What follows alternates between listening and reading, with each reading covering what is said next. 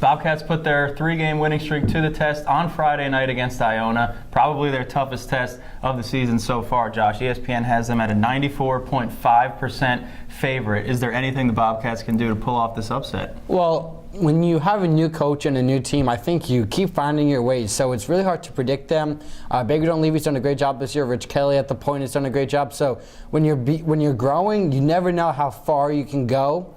And they're 5-9 this year when entering as the underdog. I'm assuming they'll be the underdog again against Iona. You mentioned the index. I'm talking about the spread.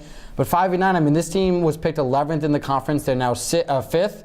So good. I mean, this team can pull off the upset. Bobcats are 5th at 6-4. Meanwhile, Iona is 4th at 7-3. If they're going to pull off the upset, they're going to have to defend the three-point line better.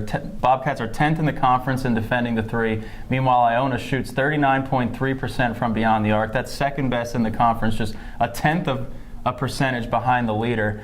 Who needs to step up for the Bobcats on their perimeter defense? I think it's everyone. I don't think it's necessarily one person. I mean, Isaiah Washington has been great on defense. I think everyone just has to close out, play that little extra. I mean, it's on ESPNU Friday night. They're going to want it. They're going to be feeling it. You got to have that little more energy to close out, something that they've struggled with but also done well in certain games.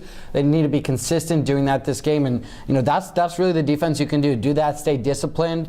Baker Don't-Levy says defense is so important. I mean, it is, and they got to keep doing what they're doing. We'll have to keep an eye on Shadrach Casimir. He's shooting 47% from beyond the arc this season. That's second best in the MAC behind Quinnipiac's own Jacob Rigoni, who still owns the top spot in that category. So let's put the over-under at 10. How many threes, given how well they shoot the three and how poorly the Bobcats have defended the three, over-under 10 threes for Iona on Friday? I will say over. I mean, Iona is still a fantastic team, and you can play as great a defense as you want, and if the shots are still falling, then that's what happens. And Iona is second in the conference in three-point percentage for a reason. So I'm saying over 10, but it not too far over, not enough that the game will be out of hand because of the threes.